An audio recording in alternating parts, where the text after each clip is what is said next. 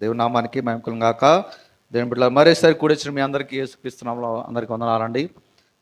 దేవుని బిడ్డలారా, చదవబడిన వాక్య భాగంలో మనము ధ్యానించినట్లయితే చాలా చాలా అంటే కఠినమైనటువంటి కొన్ని మాటలని మరి దైవజనుడు పౌలు గారు ఫిలిప్పీలతో రాస్తూ ఆయన అంటున్నారు. అంటే ఎందుకు ఈ మాట అంటున్నారంటే, కఠినమైన మాటలను ఎందుకు అంటున్నారంటే, జనరల్గా ఈ మాటలు మనం వినదలుచుకోము, లేకపోతే ఈ మాటలు మనం వినటానికి బాధపడతాం కదా.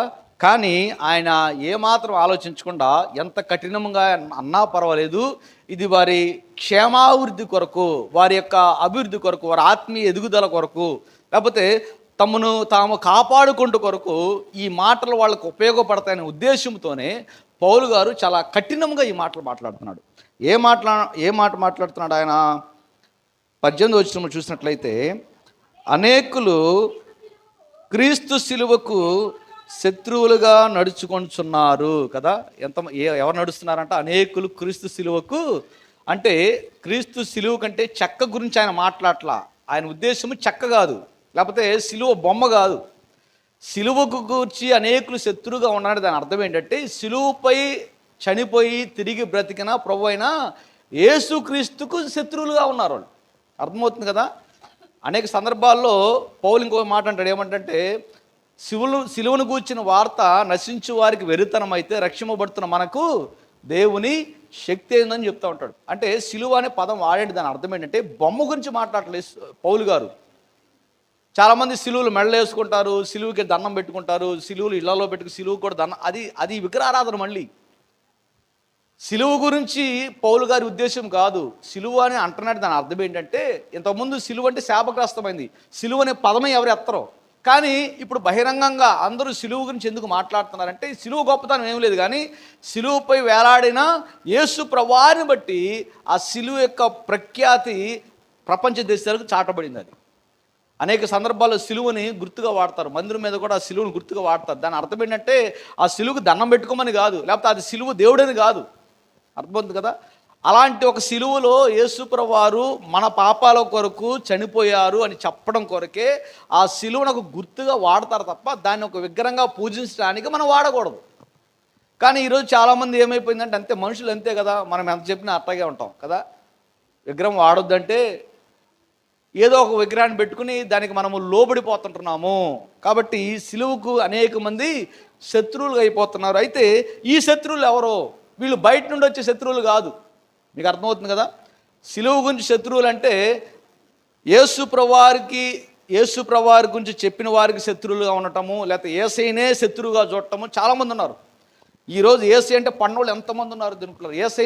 యేసు ప్రభువారిని పచ్చిబూదులు తిట్టే జనాలు ఉన్నారు బయట. యేసు ప్రభువారిని నీచంగా అవమానించే జనాలు ఉన్నారు. ఎందుకంటే ఆయనకేం కొత్త కాదు ఈ మాటలు. యేసు ప్రభువారిని ఆల్రెడీ పరిసయ్యులు శాస్త్రులు చాలా మాటలు అన్నారు. ఆయన్ని దెయ్యం పట్టినోడు అన్నారు, దెయ్యాలకు అధిపతి అన్నారు, బయల్జుబులు అన్నారు కదా. చాలా మాటలు అన్నారు యేసు ప్రభువు. కాబట్టి ఎవరో ఏదో యేసు ప్రభువారిని అన్నారని చెప్పి ఆయన బాధపడేవాడు కాదు. యేసు ప్రభువు ఎందుకు బాధపడతారంటే, రేపు ఆయన మనల్ని తన చేత్తో నరకంలో పడేస్తాడు కదా, ఆ దాన్ని తలుచుకుంటే ఆయన బాధపడతాడు. ఎవరైతే మారు మనసు పొందలేదో, ఎవరైతే తమ పాపం విడిచిపెట్టి ఆయన తట్టు తిరగలేదో, ఎవరైతే ఆయన దగ్గరకు వచ్చి తమ పాప భారాన్ని వేయకుండా ఆ పాప భారంతోనే బ్రతుకుతున్నారో, వారందరికీ నిత్య నరకం రాబోతుంది. వారందరికీ ప్రభువైన యేసుక్రీస్తు వారు తీర్పు తీర్చబోతున్నాడు. ఆ రోజు కొరకు ఆయన బాధపడుతున్నాడు. అయ్యో వీళ్ళని నేను తీర్పు తీర్చబోతున్నానని బాధపడతాడు ఆయన. అంతేకాదు ఆయన ఏదో అన్నారని ఆయన బాధపడ్డావు. ఆయన ఏదో అన్నాడని, యేసుప్రభుని ఏదో అన్నాడని యేసుప్రభు పగబట్టి యేసుప్రభు వాళ్ళని శిక్షించడం అలాంటి ఏం చేయడు. ఆయన ఎంతగా తిడతారో, ఆయన ఎంతగా ద్వేషిస్తారో, ఆయన ఎంతగా అసహించుకుంటారో వారిపైన ఇంకా ఎక్కువ కృప చూపించే దేవుడు ఆయన. ఎందుకంటే ఇంకా మారతాడేమోలే, ఈరోజు నన్ను ఇట్లా అన్నాడు కదా, ఈరోజు నన్ను ఇట్లా అవమానించాడు కదా, సర్లే రేపు మారతాడేమో, ఇంకొక రోజు ఇద్దాం అని ఆలోచించే దేవుడు మన ప్రభువైన యేసుక్రీస్తు వారు. కాబట్టి ఆయన తిట్టినందుకు, బయట జనులు ఆయన తిట్టినందుకు ఆయన ఏం బాధపడరు. వాళ్ళని శత్రువులో ప్రభు ఏం చూడట్లేదు, వారిని తప్పుపోయిన గొర్రెలుగా చూస్తున్నాడు యేసు ప్రభువు. మరి శత్రువులు ఎవరంట? చాలామంది సిలువకు శత్రువులుగా మారుతున్నారు. మరి ఈ శత్రువులు ఎవరంటే, వీళ్ళు బయట వాళ్ళు కాదు, దేవుడు పేరుని చెప్పుకునే వాళ్ళే చాలామంది ఆయనకు శత్రువులుగా మారుతున్నారంట. అంటే ఇంకా చెప్పాలంటే మేము యేసయ్య బిడ్డల మంచి ఎవరైతే చాలామంది చెప్పుకుంటారో అందులో కొంతమంది ఆయనకు శత్రువులుగా మారుతున్నారు. లేదంటే యేసు ప్రభువాన్ని ఆ పేరు వాడుకుని యేసయ్యకి వ్యతిరేకంగా పనిచేసే వాళ్ళే సిలువుకు శత్రువులు అంటే అర్థం. అలాంటి శత్రువుల్లో అలాంటి వాళ్ళు చేసే పనుల్లో చాలా ఉంటాయి. కానీ ఒక పని గురించి ప్రత్యేకంగా పౌలు గారు చెప్తున్నాడు. ఏం పని గురించి అంట? భోజనం గురించి ఆయన మాట్లాడుతున్నాడు కదా. ఎందుకంటే భోజనం టాపిక్ చాలా పవర్ఫుల్ టాపిక్. అది భోజనం టాపిక్ అంటే ఏం టాపిక్? అది చాలా చాలా పవర్ఫుల్ టాపిక్. మొట్టమొదటి శోధన ఎక్కడ మొదలైంది తెలుసా మనిషికి? భోజనం దగ్గరే. మొట్టమొదటి శోధన ఏదైనా తోటలో ఆదాము అవ్వలకి, అంటే ముఖ్యంగా అవ్వ దగ్గరికి వచ్చిన శోధన ఎక్కడొచ్చిందంట? తినే ఒక పండు గురించి మొదలైంది. చూసారా, స్టార్టింగే తిండి శోధన. తిండి దగ్గర ఉంటే శోధన స్టార్ట్ అయింది. అలాగే మొదటి ఆదాము ఆ తిండి దగ్గర పడిపోయాడు. అక్కడి మనిషి తిండి దగ్గరే పడిపోతున్నాడు, తిండి దగ్గరే బలహీనుడైపోతున్నాడు. అందరూ కూడా బలహీనులే. సో మొదటి ఆదాము తిండి శోధనలో పడ్డాడు. అక్కడి నుంచి అందరూ కూడా తిండి శోధనలోనే పడిపోతానే ఉన్నారు. కానీ మొట్టమొదటగా తిండి శోధనను జయించింది ప్రభు అయిన యేసుక్రీస్తు వారు. అందుకనే తిండి శోధనతో ప్రారంభమైన పాపము యేసు ప్రభు దగ్గరికి కూడా తిండి శోధనతోనే మొదలైంది. ఆయనకు వచ్చిన శోధన కూడా. అందుకని యేసుప్రభు 40 దినాలు ఉపవాసం ఉన్న తర్వాత బైబిల్లో రాయబడినట్టు ఫస్ట్ అపవాది యేసుప్రభు దగ్గరికి వచ్చి ఏమంటాడు తెలుసా? ఇదిగో నీవు నిజంగా దేవుడి కుమారుడు అయితే ఇదిగో ఈ రాళ్లను రొట్టెలుగా చేసుకుని తిను. చూసారా, ఫస్ట్ తిండి శోధన. చూసారా, సో భోజనం చాలా చాలా భయంకరమైంది. సో దాంతో చాలా జాగ్రత్తగా ఉండాలి భోజనం. ఎందుకంటే భోజనం ఇంకా ఏం చేస్తుందంట మనుషుల్ని? భోజనం చాలామందికి దేవుడుగా మారిపోయింది. అదేంటండి దేవుడు కావటం ఏంటి? బొమ్మలు దేవుడుగా చేసుకోవడం చూసాము, వస్తువులను దేవుడుగా చేసుకోవడం చూసాము, చివరికి శిలువను కూడా దేవుడుగా చేయడం చూసాము. భోజనం దేవుడు అంటారు ఏంటంటే బైబిల్ అదే చెప్తుంది. ఏం చెప్తుంది చూడండి అక్కడ. తర్వాత ఏమన్నాడు ఆయన పౌలు గారు?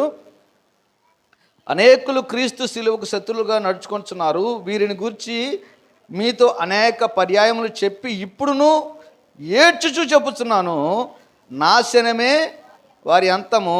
ఎందుకు వారికి నాశనం అంతమైంది? మన అంతం ఏంటి? యేసు ప్రభువారు నమ్మిన వారికి అంతం ఏంటి? నిత్యజీవం. మన అంతం నిత్యజీవం. మన అంతం యేసు ప్రభువారు. శాశ్వతం మనం ఆయనతో ఉంటాం. అదే మన అంతం, మన ముగింపు ఆయనతోనే ఇంకా. కానీ వీళ్ళంతం ఏంటంట? వీళ్ళంతము నాశనం అంట. ఎందుకు నాశనము? వారి అంతం నాశనం ఎందుకైందంటే వారు దేవుని పూజిస్తున్నారు. చూడండి, వారి కడుపే వారి దేవుడు కదా. ఎప్పుడైనా ఈ మాట చదివారా బైబిల్లో? ఎప్పుడైనా విన్నారా కనీసం ఈ మాటని? వారి కడుపే అంటే వాళ్ళ కడుపులే దేవుళ్ళు అంటండి. చూడండి, అంటే కడుపుని దేవుడితో సమానంగా చూస్తారా? అంటే దానికి పూజలు చేయరు. విగ్రహాలకు పూజ చేసినట్టుగా, యేసుప్రభువారికి పూజ చేసినట్టుగా, యేసుప్రభువారి సిలువ దగ్గరికి మైనపొత్తులు కొవ్వొత్తులు తెచ్చినట్టుగా అట్ట చేయరు పొట్టకేమి. కాకపోతే పొట్టను అమితంగా ప్రేమిస్తారు. పొట్ట తర్వాతే నాకు ఏదైనా అనుకుంటారు. అందుకనే బైబిల్లో దాన్ని ఎలా వర్ణించారంటే పౌలు గారు, వారి కడుపే వాళ్ళకి దేవుడు, అన్నిటికంటే అదే ఎక్కువ వాళ్ళకి. కాబట్టి మీరు చాలా జాగ్రత్తగా ఉండండి. ఇలా ఎవరైతే కడుపునే దేవుడిగా చేసుకుంటారో, లేకపోతే కడుపునే అన్నిటికంటే ఎక్కువగా ప్రేమిస్తారో, లేకపోతే ఆ కడుపు కొరకే సమస్తం ఏమైనా చేయొచ్చు అనే ఒక ఆత్మీయతలు దిగజారిపోతారో, వారి అంతం ఏంటంటే చివరికి నాశనం. కాబట్టి జాగ్రత్త దేవుని బిడ్డలారా. అంటే చూడు, నువ్వు తినే ఒక్క పిడికెడు ముద్ద కొన్నిసార్లు మనల్ని ఎక్కడ తీసుకెళ్తుందంట? నాశనానికి తీసుకెళ్తుంది. చాలా జాగ్రత్తగా ఉండాలి మనం, చాలా జాగ్రత్తగా ఉండాలి. బైబిల్లో ఈ భోజనం గురించి కొన్ని వాక్యాలు దైవజనుడు చెప్పారు. నేను క్లుప్తంగా టకటగా చెప్పేస్తాను, మీరేం చదవద్దులే, వినండి. బైబిల్ ఏముందంటే 1 కొరింథీ 8:13 ఇలా ఉంది. ఏమనుందని నేను చదువుతున్నాను. కాబట్టి భోజన పదార్థముల వలన నా సహోదరునికి అభ్యంతరము కలిగిన ఎడల నా సహోదరునికి అభ్యంతరము కలుగ చేయకుండాకై నేను ఎన్నటికి మాంసము తినను. పౌలు గారు అంటున్నారు, ఏమంటున్నారు? నా సహోదరుడికి ఇబ్బంది కలిగిస్తే నేను తినే మాంసాన్ని బట్టి, జాగ్రత్తగా అమ్మా, ఏమంటున్నాడు ఆయన పౌలు గారు? నేను తినే మాంసం వల్ల నా సహోదరుడికి ఇబ్బంది కలుగుతుంటే తన ఇబ్బంది కోసమని నేనేం చేస్తాను? మాంసమే మానేస్తా అంటున్నాడు. అదే అంటున్నాడు, ఇది నేను ఇట్ట మాదిరిగా ఉన్నాను అంటాడు కదా. ఈ ఫిలిప్పీ పత్రికలో 17 వచ్చిన ఏమన్నా చూడండి ఒకసారి, 3:17లో, సహోదరులారా మీరు నన్ను పోలి నడుచుకునండి, మేము మీకు మాదిరి అయి ఉన్న ప్రకారము నడుచుకున్న వారిని గురిపెట్టి చూడుడి కదా. ఏ విషయంలో అనేక విషయాలు మాదిరిగా ఉన్నాడు పౌలు గారు. అందులో ఒక మాదిరి ఏంటంట, భోజనం విషయంలో ఆయన మాదిరి చూపించాడు. ఎట్లా మాదిరి చూపించాడంట, నా సహోదరుడికి ఇబ్బందికరంగా ఉంటే అతని కోసము నా నాలుకను చంపుకుంటా అన్న ఉద్దేశంతో ఆయన మాట్లాడుతున్నాడు. మాంసం తినకపోవడం అంటే దాని అర్థం ఏంటి, నాలుకను చంపుకోవటమే. ఆ పని ఎవరు చేశారంట బైబిల్లో, పౌలు గారు చేశారు. పౌలు గారు ఏమన్నారు, నేను తినే మాంసం వల్ల నా సహోదరునికి ఇబ్బంది కలిగితే నేనేం చేయను, ఆ మాంసం తిన్ను, నేను మాదిరి చూపించా, మీరు అలా చేయండి అని చెప్తున్నాడు పౌలు గారు. ఇంకొక సందర్భంలో ఏముందంటే, నేనే చదువుతాను, మీరు తీయద్దురా, టైం లేదు కాబట్టి నేను చదివేస్తాను. మొదటి కొరింథీ 10:31 ఇలా ఉంది, కాబట్టి మీరు భోజనము చేసినను పానము చేసినను మీరేమి చేసినను సమస్తము దేవుని మహిమ కొరకు చేయండి. సో బైబిల్ ఏమని మనకి సలహా ఇస్తుందంటే, అమ్మా మీరు తిన్నా సరే తాగినా సరే దేని కొరకు చేయాలి, మీ కడుపు కోసం చేయకండి. దేని కొరకు చేయాలంట, దేవునికి మహిమ తెచ్చేలాగా ఉండాలి అది. ఈ భోజనం, నువ్వు తినే భోజనం వల్ల దేవునికి మహిమ కలగాలి, అంతేగాని దేవునికి దూషణ కలగకూడదు, దేవునికి అవమానం కలగకూడదు. మనం తినే భోజనమును బట్టి దేవుడికి చెడ్డ పేరు రాకూడదు. అది అక్కడ పౌలు గారు అంటున్నారు కదా. ఫర్ ఎగ్జాంపుల్, దేవుడి పేరట దేవుని నామంలో మనం భోజనాలు పెట్టుకున్నాం, అక్కడ గొడవ అయిందండి. అప్పుడు వాళ్ళందరూ ఏమంటారు అంటే, దేవుడు నమ్మని వాళ్ళు ఏమంటారు, ఫస్ట్ ఏంద్ర దేవుడి పేరు భోజనాలు పెట్టుకుని తనుకుని తిట్టుకున్నారు, తనుకుంటారంట అంటారు కదా. అవును అంటారు లేదా, అంటే అలా అనుకుంటే ఆ అవమానం ఎవరికి, తన్నుకున్న వాళ్ళకి కాదు. ఎందుకంటే ఒక్కసారి తన్నుకోవడానికి దిగజారాడంటే వాడికి అవమానం గురించి సంబంధం లేదు, వాడికి ఎవరేమన్నా పట్టింపు లేదు. కానీ అసలు అవమానం అనేది ఎవరికి కలిగిద్ది, అప్పుడు దేవుడికి కలిగిద్ది. వీళ్ళు నా నామాన్ని వాడుకున్నారు, యేసని పేరు వాడుకుని వీళ్ళు అన్ని చేతనం తిట్టిస్తున్నారు అని మొదటి అవమానం కలిగేది దేవుడికి. అందుకనే భోజన సందర్భంలో మనం తినే భోజనాన్ని బట్టి దేవుణ్ణి ఇతరులు దూషించే విధంగా ఏంట్రా ఇట్లా చేస్తున్నారు అనుకుంటే అది మనకు కాదు అవమానం, అది ఎవరికి అవమానము, ప్రభు అయిన యేసుక్రీస్తు వారికి అవమానం అది. అందుకే మీరు ఏమి చేసినా, మీరు తిన్నా కానీ చివరికి తాగినా కానీ మీరేం చేయండి, దేవుని మహిమ కొరకు చేయండి కదా. సో చాలా జాగ్రత్తగా ఉండాలి జనులారా. మనం ఏమి చేసినా, ఇప్పుడు నేను దీనికి రియాక్ట్ అయితే దేవుడి నామం అవమానింపబడిద్దేమో, సరే మనకు వద్దులే అని మౌనం ఉండటమే ఉత్తమమైనటువంటి నిజమైన ఆత్మీయుల లక్షణం అది. అలాగే ఇంకా బైబిల్ కొన్ని మాటలు ఉన్నాయి, అవన్నీ చెప్పిన తర్వాత ఇంకా మిగతా ఇంకో 2 మాటలు ఉన్నాయి, అవి కూడా నేను చెప్తున్నాను. ఇంకో మాట, భయంకరమైన మాట రాశాడు పౌలు గారు, అది నేను చదివి వినిపిస్తా. రోమాపత్రిక 11వ అధ్యాయము 9వ వచనం. రోమా 11:9, మరియు వారి భోజనము వారికి ఉరిగాను బోనుగాను ఆటంకముగాను వారి క్రియలకు ప్రతిఫలముగాను ఉండునుగాక కదా. ఏమన్నాడు ఆయన, భోజనం ఏంటంట, అసలు ఉరికి భోజనం సంబంధం ఏంటండి, ఏమన్నాడు ఆయన, ఉరేసుకోవడం అంటే తెలుసు కదా, ఉరేసుకోవడం ఏంటి తెలుసు కదా, దాంతో పోలుస్తున్నాడు భోజనాన్ని పౌలు గారు. వారి భోజనము వారికి ఎలా ఉండిద్దంట, ఉరిగా ఉండిద్దంటే వారిని శిక్షించేది వాళ్ళ భోజనమే. మీకు అర్థమవుతుంది కదా, దాని అర్థం అది. ఉరి అంటే అది ఒక మరణ శిక్ష. ఆ శిక్ష ఎవరి వల్ల కలుగుతుందంట, భోజనం బట్టి ఉరి అంతటి శిక్ష వాళ్ళకి కలిగిద్దంట. తర్వాత బోను అంటే ఒక బంధించేది వాళ్ళని, భోజనం వాళ్ళు బంధించబడేసిద్ది, అందులో బయటికి రానివ్వదు కదా. మీరు గమనించండి, కొంతమంది ప్రవర్తన ఎలా ఉంటుందంటే భోజనాల దగ్గర, మనం ఎన్నిసార్లు చెప్పినా, ఎంత వివరించి చెప్పినా, ఎంత మంచిగా చెప్పినా, ఎంత ప్రేమతో చెప్పినా, ఎంత అర్థమయ్యేలా చెప్పినా సరే, మళ్ళా ఎన్నేని చేయనండి, ఎన్నేని చెప్పనండి, మళ్ళీ వాళ్ళ ప్రవర్తన అలాగే ఉంటుంది భోజనాల దగ్గరికి వచ్చేసరికి. ఎందుకంటే వాళ్ళు బంధింపబడ్డారు, ఒక బోన్లో వాళ్ళు చిక్కుకుపోయారు, వాళ్ళు ఇరుక్కుపోయారు.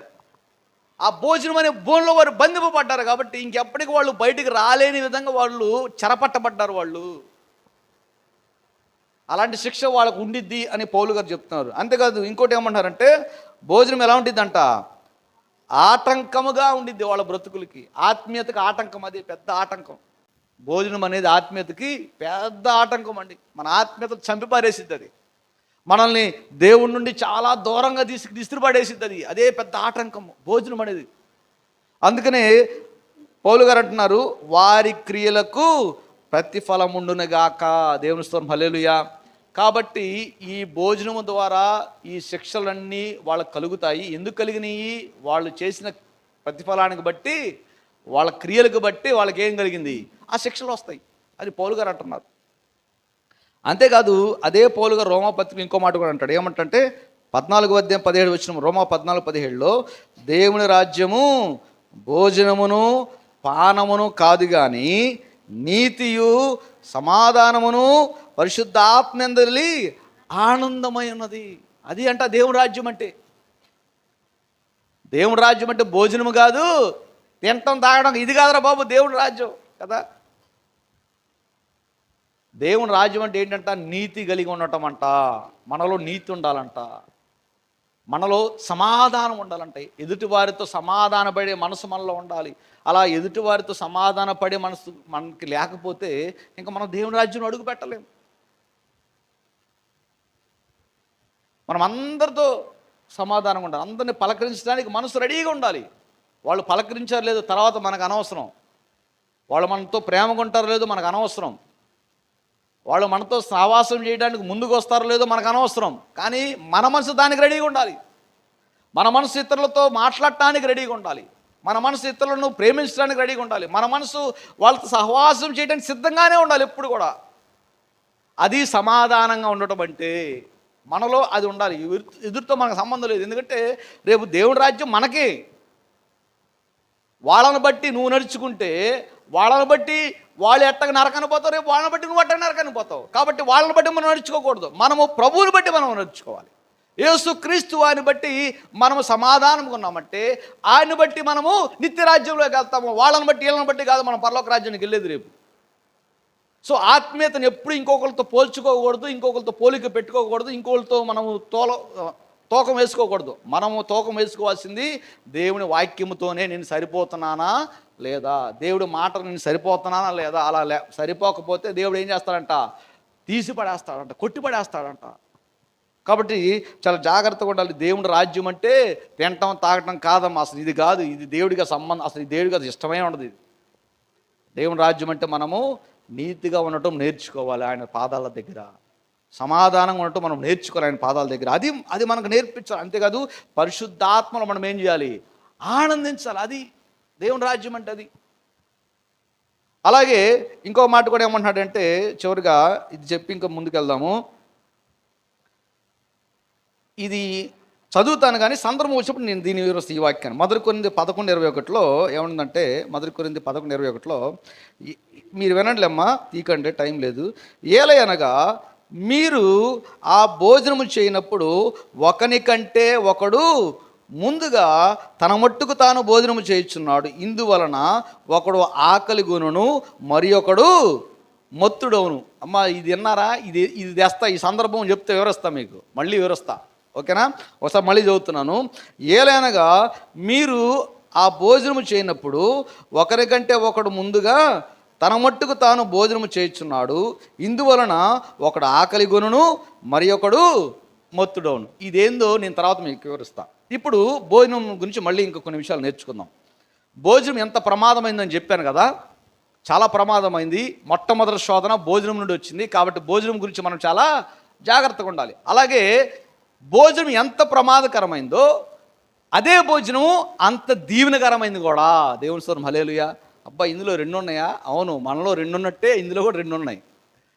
బైబిల్ ఏం చెప్పిందంటే, ప్రతి మనిషిలో 2 పురుషులు ఉన్నారంట. ఒకటి ప్రాచీన పురుషుడు, ఇంకొకటి నవీన పురుషుడు. 2 ఉన్నట్టుగానే ఈ భోజనంలో కూడా 2 ఉన్నాయి. తెస్తే భయంకరమైన కీడు తెచ్చిపెట్టిద్ది, లేదా భయంకరమైన దీవులు తెచ్చిపెట్టిద్ది. ఏంటో ఆ దీవుల్లో? బైబిల్లో భోజనం నిమిత్తము దీవింపబడిన వారు, అంటే ఆ సందర్భంగా దీవింపబడిన వారు బైబిల్ ఉన్నారు. అది నేను మీకు చెప్తా. అంటే భోజనం దీవించిందని కాదు అర్థం, మనం సరిగ్గా అర్థం చేసుకోవాలి. భోజనం దీవించలా, భోజన సందర్భంలో దీవులు కలిగినాయి. అందుకనే భోజన సందర్భంలో దీవుని వచ్చేలా మన ప్రవర్తన ఉండాలి. అది చాలా ఇంపార్టెంట్ తెలుపుతున్నారు. ఆదికాండం ఒక్కసారి 18వ అధ్యాయంలోకి వెళ్దాము. ఏముందో ఒకసారి చూద్దాము.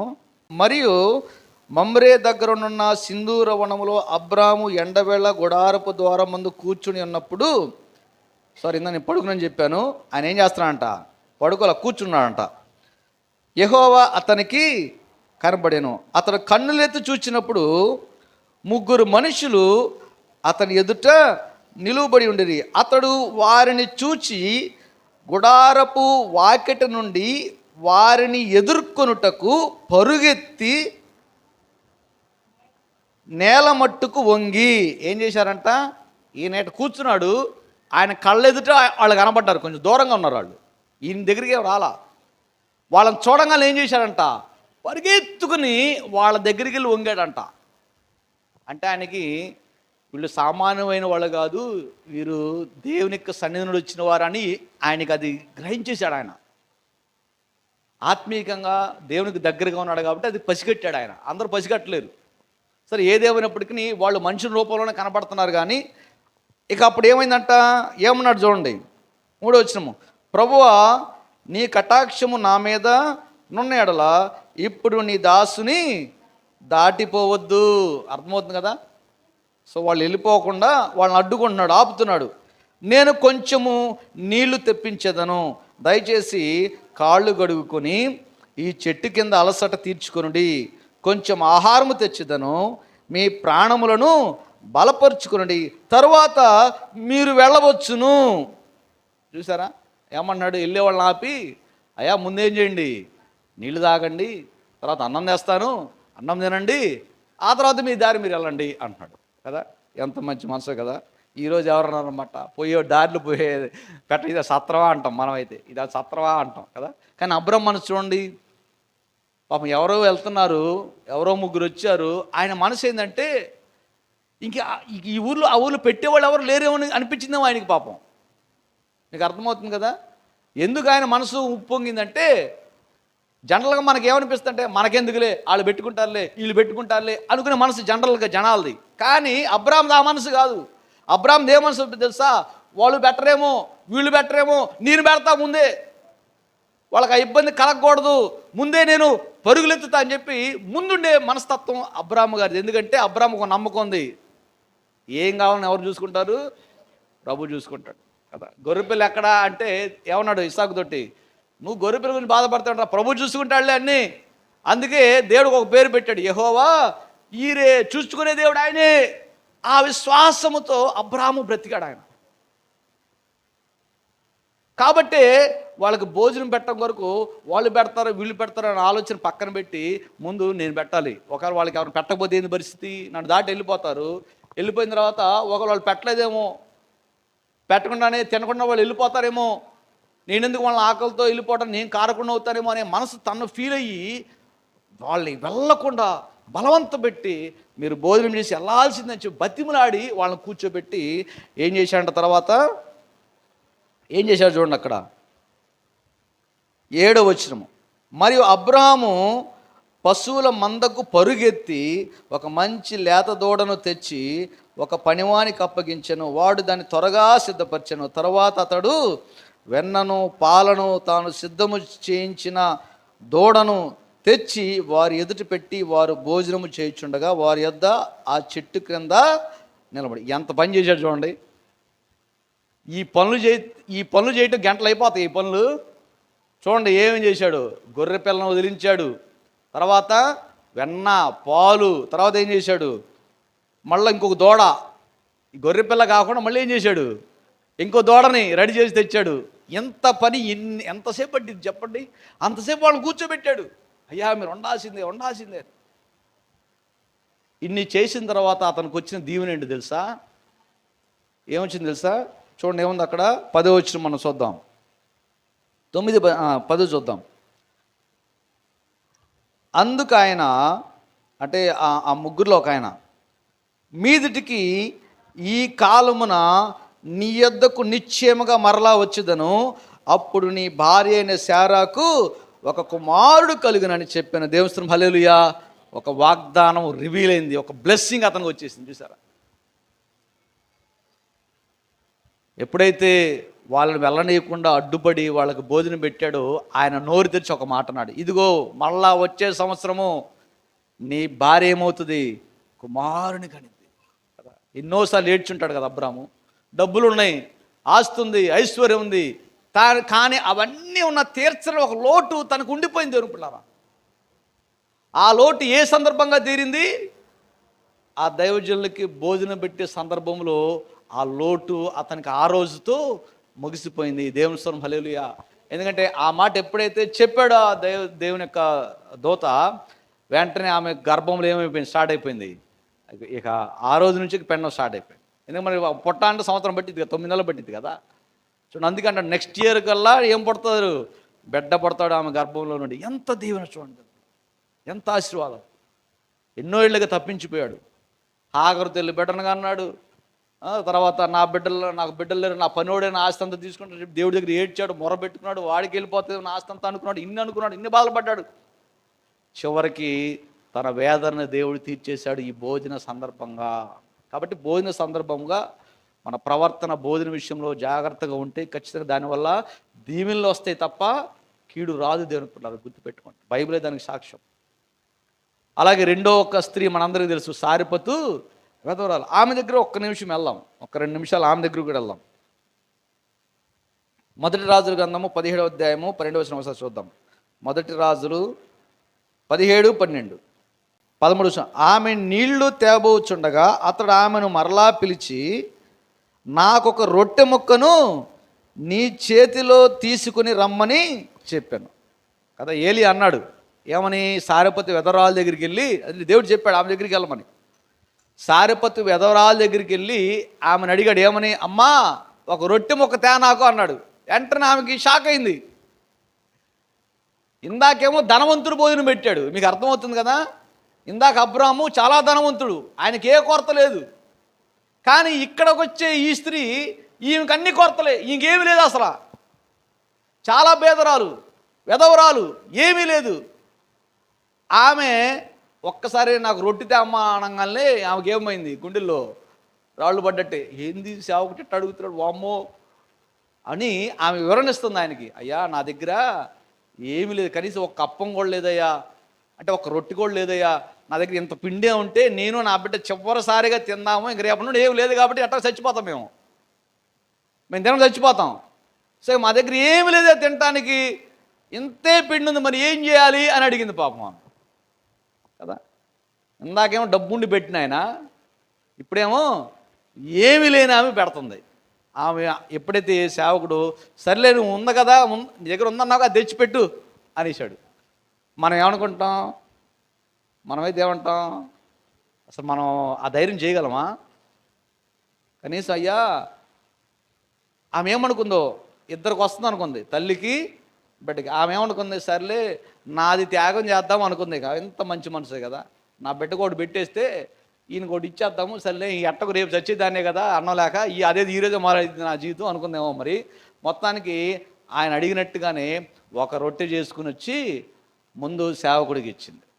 ఇంకా బిడ్డ కూడా చేయలా, ముందు ఆయన అన్నాడు కదా అని చెప్పేసి ఒక రొట్టె చేసుకొచ్చి ఆ ఏలేకి ఇవ్వగానే మళ్ళీ ఇంటికి వెళ్ళగానే ఏమైపోయింది? అది మళ్ళీ పెద్దది అయిపోయింది, పిండి ఉబ్బిపోయింది పిండి. ఏంది ఇందాక ఇంతే ఉంది, ఇంత అయింది అనుకుంది. అది అద్భుతం జరిగింది అక్కడ. మళ్ళీ ఆమె చేసుకుంది, తన బిడ్డకు తీసి చేసుకుంది, రొట్టెలు చేసుకుని ఆ రొట్టెలు కాల్చేలోపు మళ్ళీ చూస్తే పిండి మళ్ళీ పెద్ద అవుతుంది.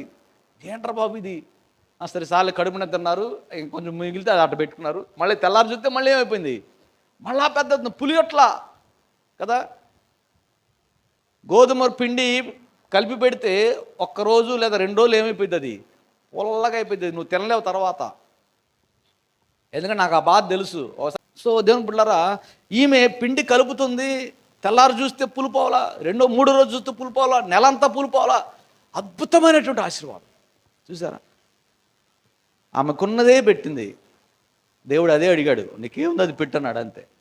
కాబట్టి దేవుని బిడ్డలారా, అద్భుతాలు లేకపోతే విశ్వాసంతో మనం ఏమి చేసినా దేవుడు దాన్ని చూస్తాడు. గుర్తుపెట్టుకోండి, మనం ముందు దేంతో చేయాలి? విశ్వాసం. నా దేవుడు చూసుకుంటాడులే, ఏం కాదులే ఆ నమ్మకంతో ఎప్పుడైతే మొదలు పెడతామో అప్పుడు ఖచ్చితంగా ఒక మేలు మనం మన జీవితాల్లో చూస్తాం.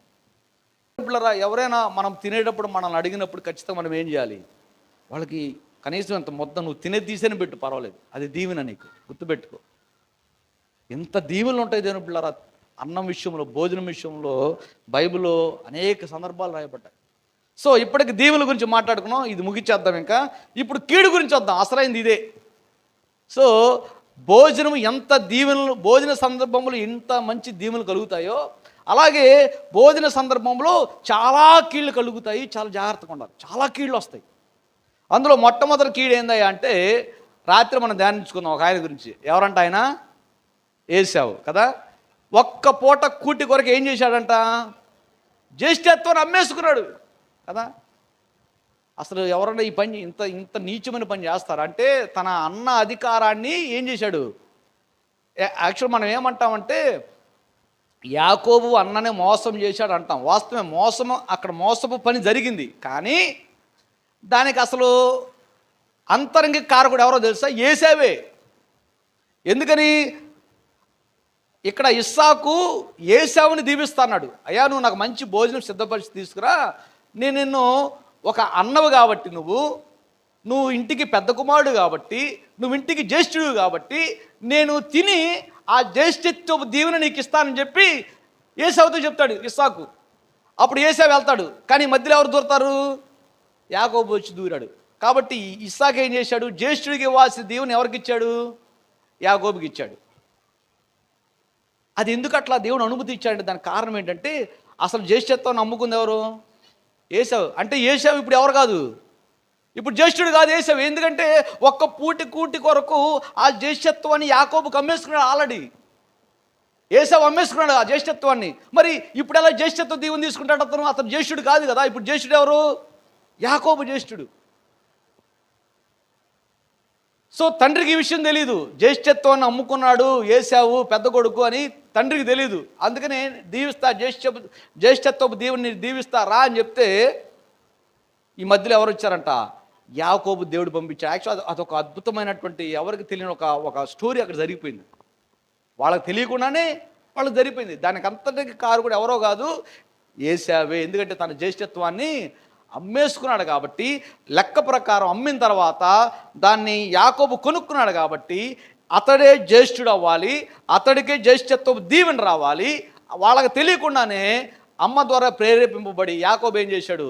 ఏశావు వేషం వేసుకుని తండ్రి దగ్గర దీవెన్ని తీసేసుకున్నాడు. తర్వాత ఏశావు వెళ్తాడు, అయ్యా తండ్రి నీ దగ్గర ఏ దీవెన లేదంటే, ఇక నా దగ్గర ఏ దీవెన లేదురా నాయన, జ్యేష్ఠుడికి ఇచ్చి ఏ దీవెన ఇక నా దగ్గర లేదు, అయిపోయింది. ఇంకా కొన్నిసార్లు మనం కూడా దీవెన కోల్పోతాము ఈ భోజనం దగ్గరే. భోజనం కొరకు మన విశ్వాసాన్ని అమ్మేసుకుంటున్నాం, భోజనం కొరకు మన క్యారెక్టర్ని చంపేసుకుంటున్నాం, భోజనం కొరకు మన ఓర్పుని అసలు నాశనం చేసుకుంటున్నాం. భోజనం దగ్గర ఎంతో ఓర్పు ఉండాలి తెలుపుతున్నారు. ఆ ఓర్పు కోల్పోయాడు ఏశావు. అందుకనే దాంతోపాటు ఏం కోల్పోయాడు? తనకున్న ఆ దైవీకమైన దీవెనలు కూడా కోల్పోయాడు. చాలా జాగ్రత్తగా ఉండాలి. నిర్గమకాండము 16వ అధ్యాయము 18 వచ్చిన ఎవరన్నా ఒకరు చదవండమ్మా. వారు ఓమెరుతో కొలిచినప్పుడు హెచ్చుగా కూర్చుకుని వానికి ఎక్కువ మిగులలేదు, తక్కువగా కూర్చుకుని వానికి తక్కువ కాలేదు. వారు తమ తమ ఇంటి వారి భోజనమునకు సరిగా కూర్చుకొని ఉండిరి. ఏంటి దీని అర్థం ఏంటి? అసలు ఏం జరిగింది ఇక్కడ కదా? అంటే దేవుడు ఏం చెప్పాడంటే, జాగ్రత్తగా వినాలి. దేవుడు ఏం చెప్పాడంటే, పరలోకం నుండి మన్నా కురిపింపబడుతుంది. సాయంత్రం పూట మంచు వస్తుంది. ఆ మంచు తెల్లారి వీళ్ళు ఇంట్లో నుండి బయటకు వచ్చి ఆ మంచు ఇట్లా అనగానే ఆ మంచు కింద ఏముందంట? మన్నా ఉందంట, కొత్తిమీర గింజల లాంటి మన్నా. వీళ్ళు ఏం చేయాలంట? మన్నాని ఎట్టబడతారు తీసుకోవడానికి లేదు, మన్నా అని కొలవాలి. ఓమెరు అనే ఒక కొలత ఉంటుంది, ఒక మనిషికి ఒక ఓమెరు. సో నలుగురు ఉన్నారనుకో ఇంట్లో, ఎన్ని కొలుచుకోవాలి? 4 కొలుచుకోవాలి, 4 మించి కొలుచుకోకూడదు. తీసుకెళ్తున్నారు. కొంతమంది కకృతోళ్ళు ఉంటారు కదా, వీళ్ళు ఏం చేశారంట? 4 ఉంటే రేపటికి మళ్ళీ ఏడుంటుందో, దేవుడు ఇస్తాడో లేదు రేపటికి, ఈరోజే దేహేసుకుందని చెప్పి 4 కొలుచుకోవాల్సిన వాళ్ళు ఏం చేశారంట? 8 కొలుచుకుంటున్నారు. 8 కొలుచుకుని ఎత్తుకెళ్ళి ఈ 4 ఈరోజు తిన్నారు, రేపు తిందామని అనుకున్నారంట. తెల్లారి చూస్తే అది భయంకరమైన కంపు కొట్టి తినలేకపోయారు. అబ్బో అబ్బో, మీకు అర్థమవుతుందా? అందుకే దేవుడు మరీ చెప్పాడు, ఏ రోజుది ఆ రోజు తీసుకెళ్ళాలి, పొరపాటున కూడా 2వ రోజు కానీ మీరు తీసుకెళ్ళకూడదు అన్నాడు దేవుడు. మరి రెండో రోజు ఎప్పుడు తీసుకెళ్ళాలని చెప్పాడు? విశ్రాంతి దినం ముందు రోజు తీసుకెళ్ళాలి మీరు. అంటే శుక్రవారం మాత్రమే 2 రోజులకు తీసుకెళ్ళాలి, మిగతా రోజులు మాత్రము ఒక్క రోజుకే. ఆ కొంతమంది కకృతోళ్ళు ఎప్పుడైతే 2 రోజులు తీసుకెళ్లారో అప్పుడంతా కుళ్ళిపోతుంది. ఒక్క విశ్రాంతి దినం రోజు తీసుకెళ్ళింది మాత్రమే కుళ్ళట్లా. చూడండి ఎంత అద్భుతం చూడండి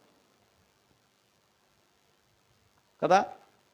దీనికి పౌలు గారు ఏం చెప్పాడో కొత్త నిబంధనలో మనం అది ఒకసారి ధ్యానించుకుందాం.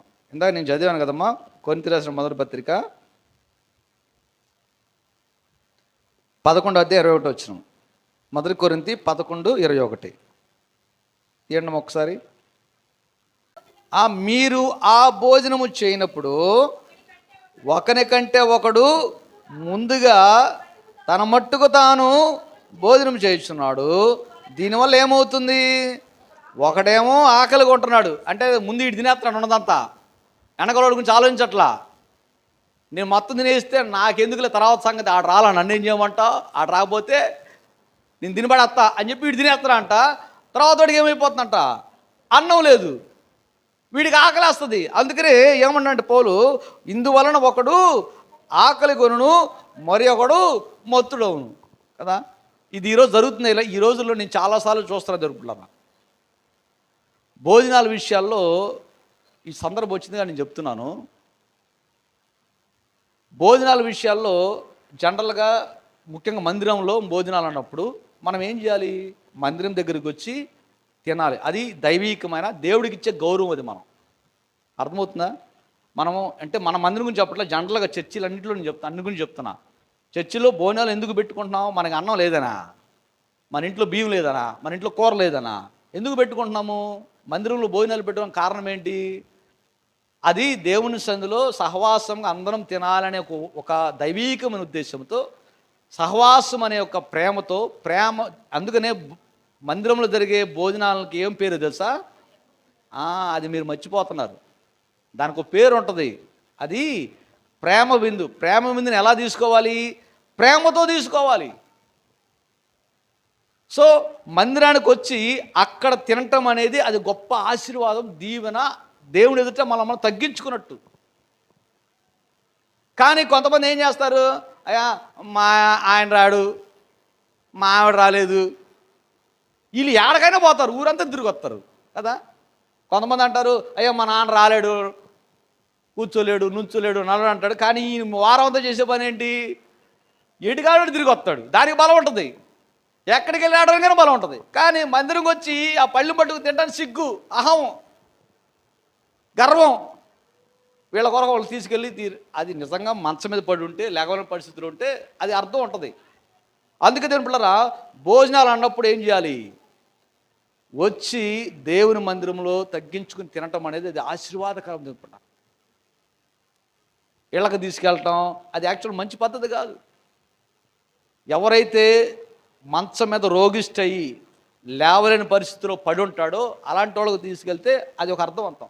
కానీ అందరికీ కాళ్ళు చేతులు బాగుంటాయి, అందరూ బాగుంటారు, మనము ముందుగానే మందిరంలో భోజనాల పలానా రోజు అనుకుంటాము, తెలిసి కూడా అక్కడికి రాకుండా నేను తీసి పెట్టుకుంటా, ఎత్తి పెట్టుకుంటా, హాస్టల్లో పెట్టి అన్నం. ఇది హాస్టల్లో అంతేగా చేసేది.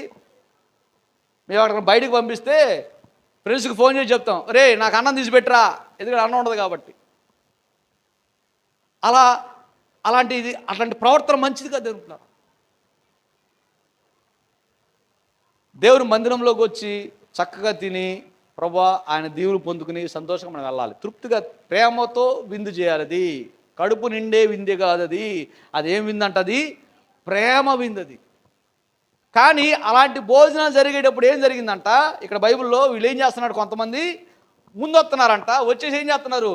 ఉండదని తినబడేస్తున్నారంట. కొంతమంది వెనకాల వస్తున్నారు లేటుగా, ఎందుకంటే అందరూ ఒకే చోట నుండి రారు కదా. మనకంటే అందరూ 2-3 బజార్లే, మొత్తం ఈ చుట్టుపక్కల ఇక్కడ వరకే మనం. కానీ ఆ రోజుల్లో ఒక ఊరికి ఒక సంఘమే, అక్కడెక్కడో బెల్లంకొండ నుండి రావాలి ఒకళ్ళు, కొంతమంది అక్కడెక్కడో క్రోసూరు దగ్గర నుండి రావాలి. ఈ ఏరియాకంతా ఒక చర్చి అనుకోండి, ఇక్కడ చర్చి దగ్గర ఉన్న వాళ్ళు ఏం చేస్తున్నారు? ముందునేస్తున్నారు. అక్కడ వస్తే లేట్ అవుతుంది, వాళ్ళకేం ఉండట్లా, అన్నం ఉండట్లా. అందుకు పౌలు అన్నాడు, రే నాయనా మీరు మీ ఇష్టానుసారంగా వెళ్ళిపోయి తినేస్తున్నారు, అది కరెక్ట్ కాదు, అందరు వచ్చేదాకా మీరు వెయిట్ చేయండి. అందరూ వచ్చాక అప్పుడు ప్రార్థనాపూర్వకంగా కలిసి తినండి. మనం ఎందుకు భోజనాలు ఎప్పుడు ప్రార్థన తింటాం? అదే కారణం. ప్రార్థన మొదలు కాకుండా తింటే కొంతమంది రారు కదా ప్రార్థనకి, ఉన్నోళ్ళు తినేస్తారు, మీతోళ్ళకి ఉండదేమో అని ప్రార్థన అంతా అయ్యేదాకా ముగింపు ప్రార్థన అయినాకే మనం ఎప్పుడైనా భోజనాలు స్టార్ట్ చేస్తాం. దానికి కారణం ఇది. ఆనాడు పెద్దలు అట్లా చేశారు, అట్లా పెట్టారు దాన్ని. ఎందుకంటే ముగింపు ప్రార్థన ఖచ్చితంగా అందరూ వస్తారు. ఆరంభ ప్రార్థనకి ఎవరు రాకపోయినా ముగింపు ప్రార్థన దీవులు తీసుకుందామని అందరూ వస్తారు. అలా ఆ రకంగా అందరూ ఎవరు మిస్ కాకుండా దేవుని మందిరంలో ఉంటారు. ఆ ముగింపు ప్రార్థన మనం భోజనం మొదలు పెడితే అప్పుడు అందరూ ఉంటారు కాబట్టి అందరికి సరిపోయిద్ది. దాన్ని బట్టి చూసి మనం అందరు కొట్టించుకోవచ్చు అనే ఉద్దేశంతో పెద్దలు ఆ కాలంలో ఎప్పుడో అలవాటు చేసిన అలవాటు ఇది, ప్రార్థన అయ్యేదాకా అన్నం పెట్టకూడదు అనేది. కానీ ఈరోజు అన్నీ మారిపోయినాయి. ఓ పక్క ప్రార్థన చదువుతుంది, ఇంకో పక్క ఏమవుతుంది, తినేవాళ్ళు తింటానే ఉంటున్నారు. అదేమంటే షుగర్లో బీపీలు అంటున్నారు. ఏం చేస్తాం? సరే ముందు ప్రార్థన పెట్టుకుని టయానికి వస్తారా? రారు. ఇన్ని సమస్యలు ఉన్నాయి దేవుని భోజన సందర్భంలో. అందుకనే మనం భోజనం చేసినను పానము చేసినను ఎవరి కొరకు చేయాలి? దేవుని కొరకు. అలాగే మూడో చిట్ట చివరి చెప్పేస్తున్నాను. మాంసం లేదని వాళ్ళు ఏం చేశారంట? శనిగారు గుణిగారంట. ఆ మాంసం నోట్లో ఉన్నప్పుడే వాళ్ళు ఏమైపోయారంట? చచ్చిపోయారు కదా. ఆ ఒక్క వచనం చదివి ముగిస్తాను. సంఖ్యాకాండం 11:33లో నేను చదువుతున్నాను. ఆ మాంసం ఇంకా వారి పండ్ల సందున ఉండగానే అది నమలక మునిపే యెహోవా కోపము జనుల మీద రగులుకొనెను. యెహోవా తెగులు చేత వారిని బహుగా బాధించెను. ఎవరి కోపం వచ్చింది? దేవుడు కోపం వస్తుంది, గుర్తుపెట్టుకోండి. అందుకనే మనం భోజనం దగ్గర చేసే ఈ ప్రవర్తన ఉంది చూసారా, పాస్టర్ కోపం రాదు, నాకే కోపం రాదు, వడ్డించే వాళ్ళ కోపం రాదు, తినేవాళ్ళ కోపం రాదు. ఎవరి కోపం వస్తుందంట? దేవుడి కోపం వచ్చింది. జాగ్రత్త. ఆనాడు ఇశ్రాయేలు ప్రజలంట మాంసం కొరకు సనిగి గొణిగి ఆ మాంసం వాళ్ళ పళ్ళ సందులో ఉండంగానే ఎవరి కోపం వచ్చిందంట? దేవుడి కోపం. అందుకే మనం చాలా జాగ్రత్తగా ఉండదు. ఈ భోజనం విషయంలో మనం చాలా జాగ్రత్త. అలా అని చెప్పి తినకుండా ఉంటాం అన్నది కూడా మంచిది కాదు. ఎందుకంటే ఈ విందుని మనుషులు స్టార్ట్ చేసింది కాదు. ఈ విందుని ఎవరు స్టార్ట్ చేశారు? ప్రభు అయిన యేసుక్రీస్తు వారే స్టార్ట్ చేశాడు. ఆయనే భోజనం బల్ల ఏర్పాటు చేసి, అది బల్లారాధన మనం తీసుకుంటాం. అలాగే సంఘము కూడా ప్రేమ విందులు అనేకం జరిగిన అపోస్తల కార్యాలు మీరు చూస్తే తెలిసిద్ది మీకు. అపోస్తల కార్యంలో అనేకమైన ప్రేమ విందులు కూడా జరిగినాయి. ఆ భోజనం వడ్డించడానికి ఎంతమంది నియమించారంట? 7 మందిని నియమించారంట. మీకు అర్థమవుతుందా?